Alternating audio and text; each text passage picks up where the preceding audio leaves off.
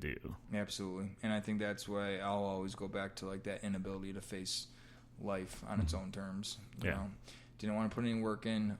Everybody else was the problem. Again, underlying stuff that's going on with me. So I remember going into DePaul Main Quest. And when I was in DePaul, you know, it was a new experience. Made it through the treatment fine. Was always great at saying the right things and you know, having a plan in place and being super gung-ho about it. And like the funny thing is I see it today with some of the peers and some of the recoveries that I work with on a caseload. You know, all these hopes and dreams and then just going back to the same stuff. And so, I mean, that's kind of where I'm at right now. You know, I'm trying, my relationship's hanging on by a thread. I'm using, I'm working, I'm having like little stays in and out of treatment at this point, always graduating the rehabs, but really nothing is changing. Like nothing is changing when I'm at a point in my life where everything needs to change. Mm-hmm. Yeah. And that comes down to when you're leaving rehab, you're not seeing any other support. Is that part of it? You're kind of left on your own, or you just decided not to pursue the outward support that may have been available? I'm sure that the supports were there looking back. I remember like starting at outpatient. So like what the process is like a detox is a stabilization where like they literally will medically monitor you until you are stabilized. Okay. And then usually it's a bed-to-bed transfer with no downtime, no street time in between to a elongated inpatient. So that might be like a 24, you know, before the insurance is switched over, I was in one for 3 months at one point. Okay. Typically now it's like a 21 to 24 day stay if you're lucky. And from there, it is, you know, to outpatient, which is, you know, you're back on the streets, but attending weekly classes, counseling, things of that nature. So I'm sure there was outpatients in place. I remember hitting like sporadic 12-step meetings, and I didn't want to stop using, you know, like I just didn't. I had not hit that bottom that they talk about yet, you know, and didn't care what it was doing or just was oblivious to it or in denial about it, but probably just didn't care what it was doing to everybody else because I still had my house. I still had the apartment that we rented, which was a house. I still had my fiance. I still was able to work. And like I always was able to just kind of like if I lost a job, I'd find another one, you know? Right.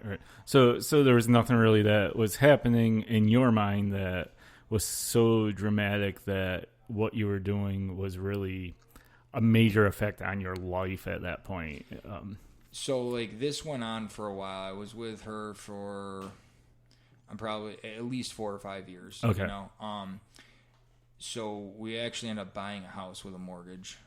This was around the time of the wedding. We moved from the townhouse in East Rochester and we bought a house in Irondequoit. And at this point, like it's every day, you know, like probably every 8 hours. I don't remember. Like it was. And what happened was as soon as we bought the house, this is the way things typically go for me. As soon as we bought the house, I lost my job. You know, like I got caught using in the bathroom or something, and you know, and I was making great money. I was doing sales for a, you know, like a bath remodeler, you know, and probably taking advantage and stretching my numbers and things of that nature, and they just got sick of my stuff, and they were like, you're gone, you know, and again, it wasn't about what I was doing wrong. I was like, oh, well, your son, who I also work with, you know, he's using too, so why isn't he being punished for it? Like, again, like, no, not looking at anything that I'm doing, like, who cares what it's about what I'm doing, and so the story of my life with that, but, so I lose the job, and then there's like this period where like I'm just living off of the money that I had accumulated from selling. I'm not selling at this point anymore. You know, like it's just I'm trying to cut back, or like the connections ran dry, or I wasn't really about it anymore. I was just solely focused on getting high. Like nothing else mattered, you know. And little by little things start going away. So like the job went away because all I want to do is get high. The money I was making from selling went away because all I want to do is get high. I can't be bothered with all that side of it. Going out on the weekends, like to the bars, or going to take my fiance out to dinner, or doing anything other than getting high and sitting around, I don't want to do. You know, anything that got in the way of my using. And like, again, like in episode 1, I talked about like the progressive nature. Like, man, in high school, you know, there was this large group of close friends that we'd come up with since kindergarten, and then the influx of kids from the other school. And then little by little, you know, okay, you guys are only smoking and drinking. You're not doing coke. Now I'm going to roll with this group, this subgroup of like 10 of us. Okay, so you guys are only drinking and doing coke on the weekends. Now I'm going to roll with these 3 or 4 guys, another subgroup that are doing the pills. Okay, now I'm going to just roll by myself because you guys are getting in the way of what I'm trying to do, which is get high. You know, you're getting in the way of the means and ways to get more. So isolation at this point. And so like it gets to the point where like the girl, you know, my fiance's family step in. They're like, "What is going on with you? Like, we're not dumb, you know. Like, people are just, you know, they're starting to catch on, or they're finally starting to voice up about it. Regardless, you're getting in the way of me getting high." So like I got like another job for another decent company because I was really good at sales, you know, and I had managerial experience, corporate training experience through that marketing firm that I talked about earlier. But like, unless I was getting high, I couldn't even function at work.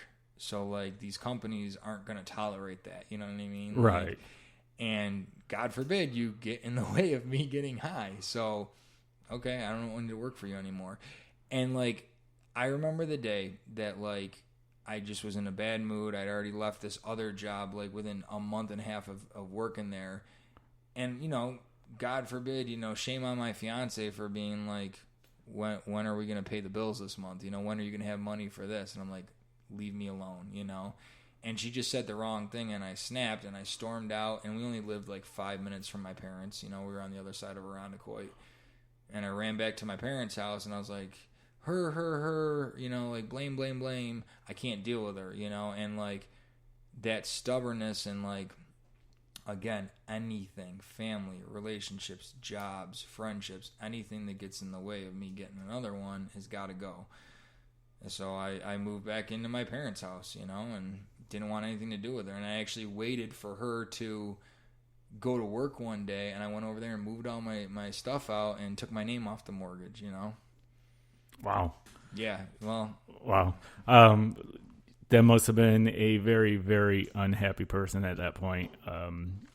I mean, that could have had a huge ripple effect on her life and what happened. And honestly, at the point that you're at, you did not care. Didn't care at all. Didn't care. That's the insanity attached to it. Yeah. You know? Yeah. Didn't care how it affected her. Yeah.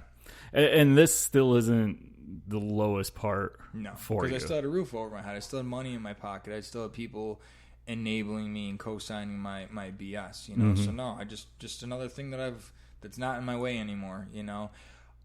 These are the things that I truly believe we look back on, and I'm not talking about her in particular or any particular job, but we look back at the things that we've sacrificed due to our use, you know. But so yeah, you know, like I can't speak for her, you know, like a part of my program is like making amends, you know, and I know that she's happy now, but like I didn't care at that moment what any effect it had on her, or leaving her with a full mortgage, or how that was going to affect her. You know, I just didn't care. Like, you're getting in the way of what I'm trying to do. And again, I've mentioned that self-centeredness and self-absorbing, self-seeking core, you know, the core characteristics of it. Yep. So at this point, you're back at your parents' house. Are they at a point where they're enabling? Are they getting tired of the shit that you're doing time and time again? Are they seeing the pattern that you're in, or are they just kind of hiding from the truth of what's around them? Probably a combination of all of it. I mean, I don't remember them really nagging me too much. You know, they had their own things going on. I don't know. Being an only child, I don't know the extent of what I'm able to get away with, only than what I see. You know, so I don't remember it being too big of an issue. Yeah, I really don't know. I know that there were times where once I was burning through my bank account, you know, like borrowing money or just straight out stealing it, but like still kind of like managing and manipulating, you know, like I was able to deflect quite a bit and say like, oh, I just wasn't happy with the relationship, you know, but like I just remember not really getting too much flack for it at all, to be honest. Okay. All right. Yeah. So, at what point do you finally get to what you would consider your rock bottom? Like, because at this point we haven't talked about heroin use yet, Right. and it seems that we're already talking years and years of build up to it. So, where is at that point that just things completely spiraled out of control, where you finally realize that you're not managing life? So if I'm trying my best to remember, this is probably like 2009. And again, like, I just remember being at the house in Irondequoit, my parents' house, and at some point, you know, being introduced to a facility, and I'll mention it. At the time, it was Syracuse Behavioral Health. Now it's known as Helio Health. Mm-hmm. And there was a director in place there. You know, the director of the Rochester Detox Facility, which at the time was also, it was detox, but with extended stabilization. And what I mean by that, like, detox usually is like anywhere between 4 and 8 days. I remember like being in there for like 21 or 24 days. And I think it's important to bring this up because at this point it's still just Oxycontin, you know, which are getting harder and harder to get. But I'm starting to get introduced to heroin, you know, just through like the same process through sniffing at this point. Mm-hmm. But which is actually normally the first way people try sure, it. I mean, right? Correct. I mean, because for a lot of people, the thought of a needle, they're like, I would never do that. And even yourself in our conversation off air, you know, you're like, oh, I can get a tattoo, but my whole life you put a needle near me and I freaked out. Hate getting my blood drawn. Hate Novocaine at the doctor's office. You know, hate tattoos are fine. You know, but hate needles. He has tattoos up and down his arms. If you're wondering how I know that doesn't bother him anymore, through the conversation plus the obvious of that. But go on. So pills are getting harder. You're with Syracuse. Yes, Behavioral. and the reason I wanted to mention that was because you know, I had 3 stays at SBH over the next couple years. You know, like, but this director that was in place there really started. I don't know what it was about her, but she started to make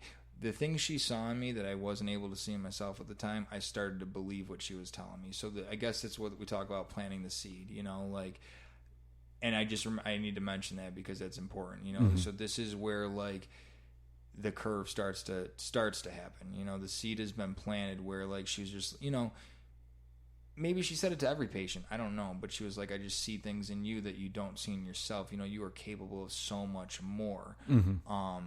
You know, things like that. And, you know, like, I was like, okay. And I think at this point too, man, just the grind, you know, like, I just didn't want to do anything but get high. And like, even the grind and the ways and finding ways and means to get more was getting exhausting at this point, you know, like, just to get high before I could do anything. I'm talking about like, if I had to walk 25 yards to the corner store, I had to get off first, you know, like, or I had to get high first before I went there.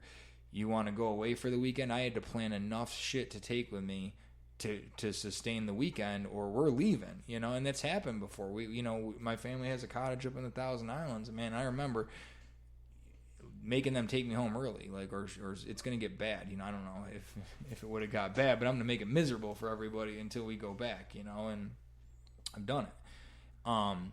So around this time, it was getting harder and harder through these avenues to get oxys, and it was getting expensive, you know. And at this point, like, I'm still kind of dabbling with selling, but it's more so just to afford my own habit because I'm not working. Like, the last time I had a job on the books was probably 2010, you know.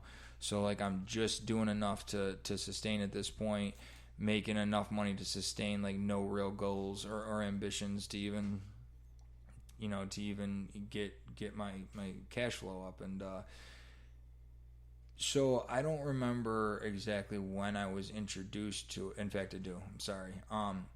I was hanging out with a couple individuals from Henrietta, and you got to remember around this time, or like 2004, 2005, like the DRTs, which are, drug replacement therapy.